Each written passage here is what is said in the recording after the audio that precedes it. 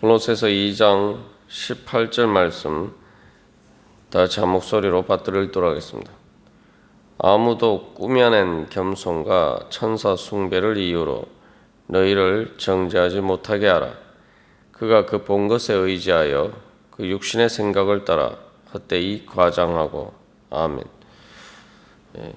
2장 18절 말씀에서는 거짓 교사들의 잘못된 점에 대해서 두 번째로 그 잘못된 예배와 관련된 것을 이야기를 하고 있습니다.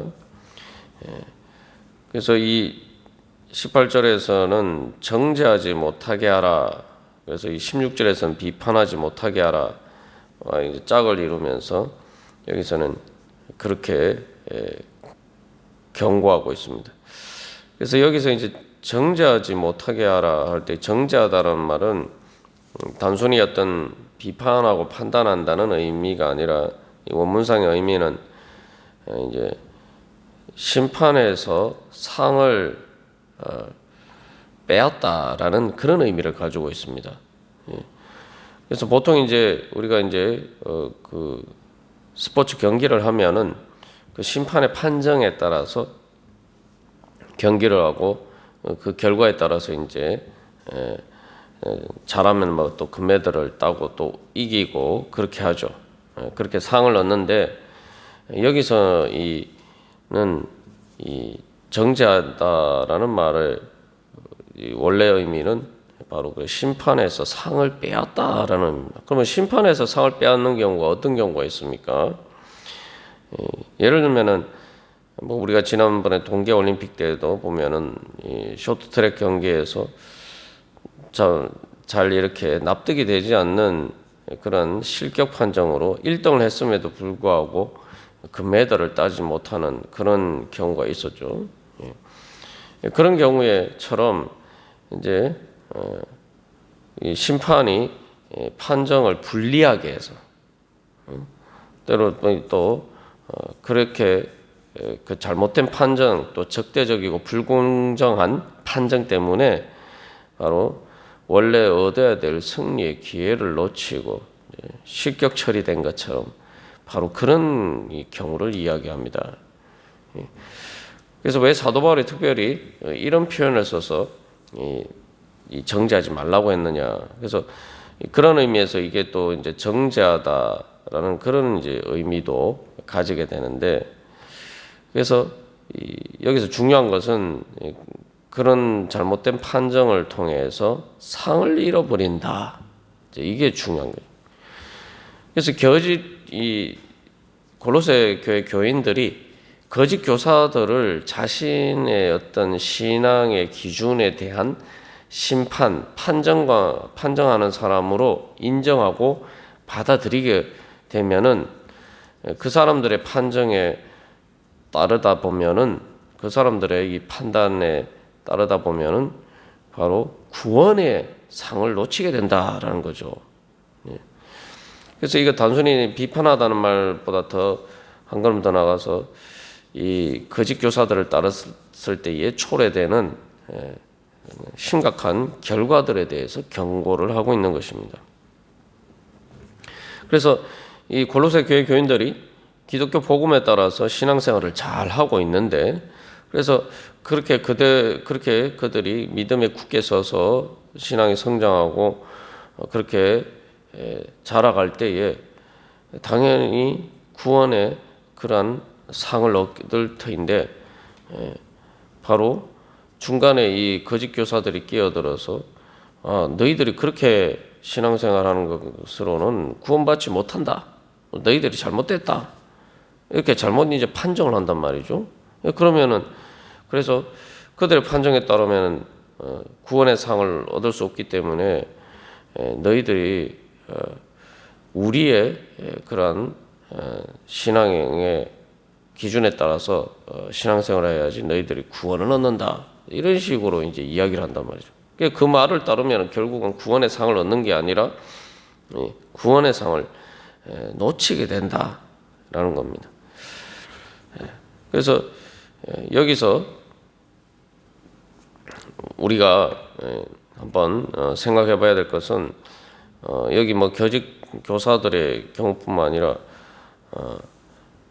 우리가 오늘날도 신앙생활 하는 데 있어서 잘못된 그러한 기준을 우리의 어떤 심판자로 세워놓고 있지 않는가.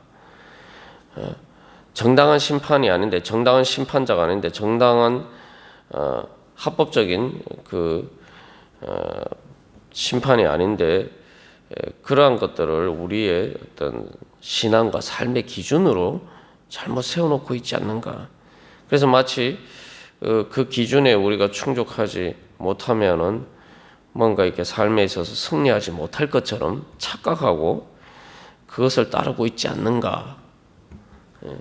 그래서 이 단순히 뭐 거짓 교사들과 관련된 또 뭐 이단이나 또 그렇게 우리를 미혹하는 그러한 것뿐만 아니라 또 우리의 삶의 모든 일에 있어서도 마찬가지겠죠. 그래서 이 이단들이 이제 유혹하는 경우도 대부분 그렇습니다. 항상 그들의 잘못된 것들을 이야기하면서 또 이 거짓 교사들이 그러한 것처럼 아예 뭐 기독교가 아닌 다른 종교를 전파하는 게 아니라 기독교 복음을 이야기하면서 기존 교회에서 너희들이 복음을 잘못 믿고 있다. 너희들 그래서는 우리 예를 들면 뭐 신천지 같으면 신천지에 들어오지 않으면은 뭐 구원을 받지 못한다. 뭐 이런 식으로 이제 이야기를 한단 말이죠. 그게 미혹되면 결국은 오히려 구원을 놓치게 되는 것이죠. 그리고 뭐 그런 이단뿐만 아니라 우리가 세상에 살아갈 때도 마치 이 세상의 통치자와 권세를 따라서 세상의 사람들이 육신의 눈에 보이기에 좋아 보이는 것들에 따라서 이렇게 해야지 삶을 살아가는 데 있어서 이긴다, 승리한다, 뭔가 상을 얻을 수 있다. 상이라고 표현된 건 말 그대로 인생의 모든 것이 다 뭐 게임과 같다. 뭐 운동 경기에서 뭐 경쟁하는 것처럼 이 경쟁하는 삶 가운데서 경쟁에서 이기기 위해서는 바로 이렇게 해야 된다. 그래서 내가 그런 세상적인 기준을 따르지 않으면은 세상에서 힘있고 있는 권세 있는 것처럼 보이는 그런 자들의 그런 경기 방식, 그들의 삶의 방식, 그런 것을 따르지 않으면은 패자가 되는 것처럼 세상은 자꾸 그렇게 이야기를 하죠. 그래서 우리가 이 말씀을 통해서 우리 자신을 돌이켜 봐야 될 것은 진짜 진정한 승리의 비결이 뭐냐? 내 삶에서 내가 정말 상을 얻을 수 있는, 또 상이라고 표현되는 인생의 많은 또 여러 가지 열매들을 얻을 수 있는 그러한 방법이 뭐냐? 그 세상의 어떤 승리의 성공의 그런 기준에 비추어서 내 자신의 삶을 그런 척도로 이렇게 가늠하고 있지 않느냐? 그리고 내가 그런 척도에 따라서 살아가고 있지 않느냐? 아니면 내가 정말 나에게 구원을 주시는 예수 그리스도께서 말씀하시는, 그래서 죄와 사망의 권세를 이기고 승리하신 바로 그 예수 그리스도의 그러한 기준에 따라서 예수 그리스도를 나의 심판으로서 인정하고 또한 그 예수 그리스도의 승리의 기준에 따라서 내가 살아가고 있느냐? 우리가 우리 자신의 이 삶의 근본적인 우리의 사고방식과 가치관을 점검해 봐야 됩니다.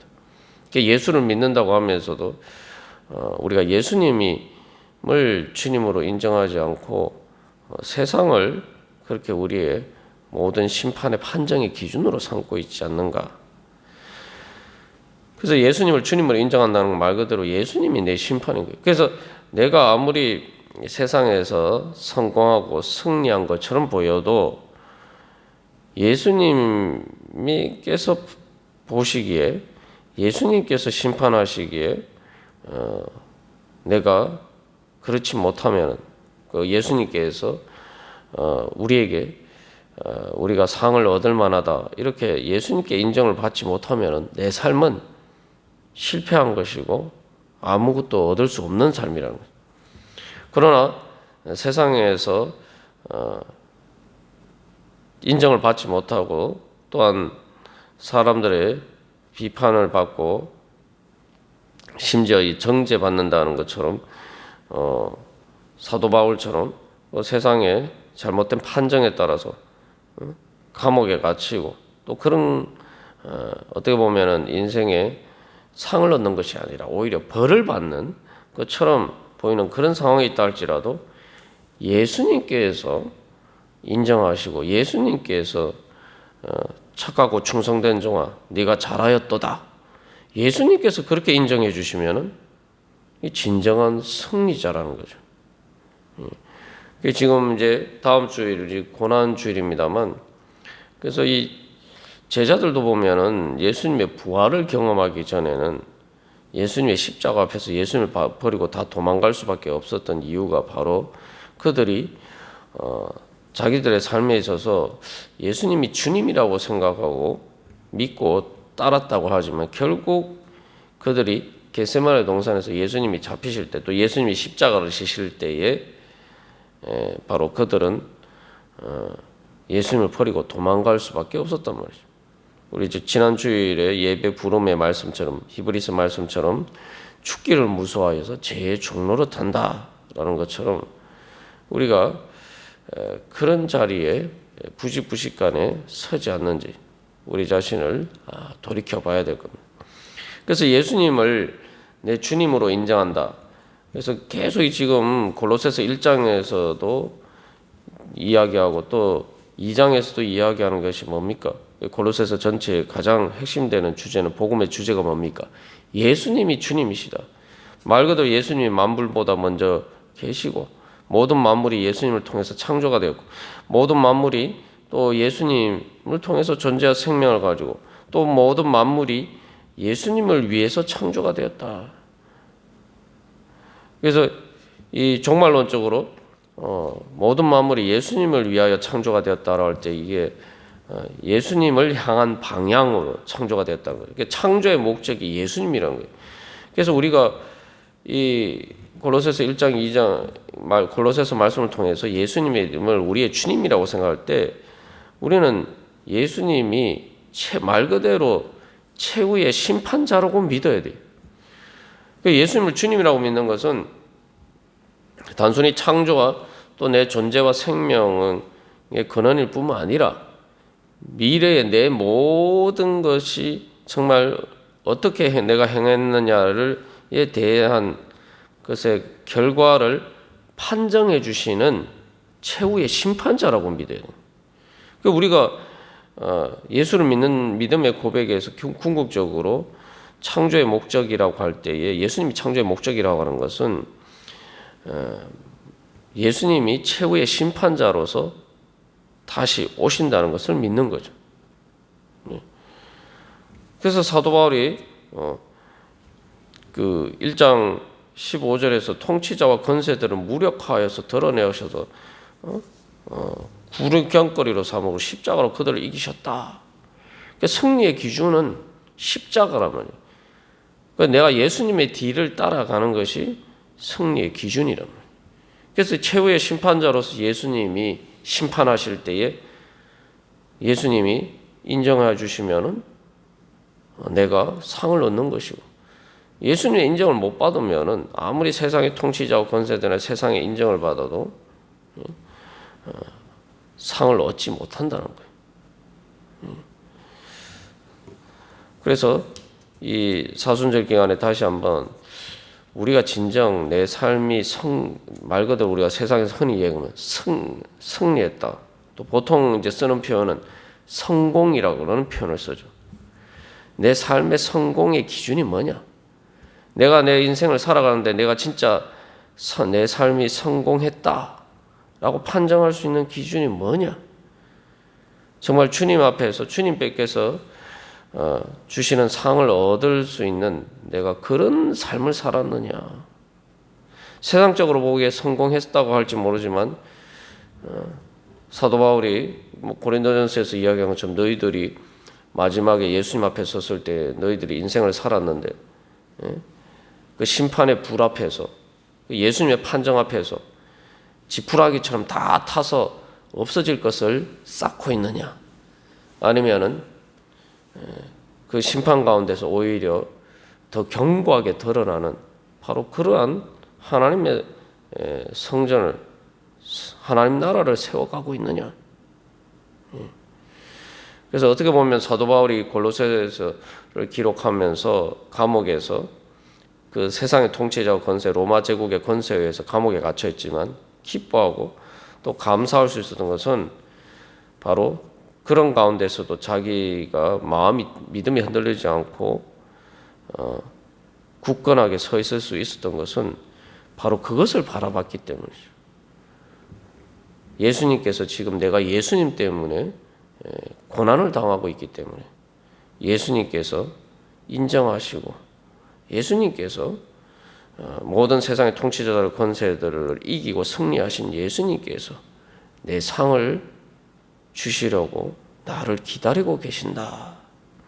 그것을 생각할 때 오히려 소망이 넘치고 기쁨이 넘치는 거죠. 그래서 우리가 다시 한번 결국 인생을 생각해 보면 그렇습니다.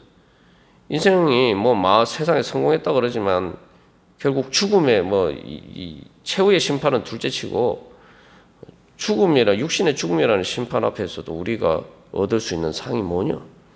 세상의 모든 성공, 죽음의 심판 앞에서 우리가 얻을 수 있는 상이 뭡니까? 죽음의 심판은 세상에서 내가 얻은 모든 상을 다 빼앗아 가는 거예요. 내가 세상에서 얻은 모든 상을 박탈하는 것이 죽음의 심판입니다. 그러면은 우리의 인생에서 내가 죽음의 심판 앞에서도 내가 잃어버리지 않을 상을 위해서 살아야죠. 우리가 오늘도 예수님께서 우리에게 주신 바로 죄와 죽음의 권세를 이기고 부활하게 하시는 바로 예수님께서 주시는 상을 소망하면서 주님, 제가 그 주님의 승리에 오늘도 함께 하기를 원합니다. 그 상을 얻을 수 있는 그러한 은혜 주시옵소서. 그렇게 예수님 따르기를 원합니다. 우리 그렇게 소망하면서 다 같이 기도드리시겠습니다.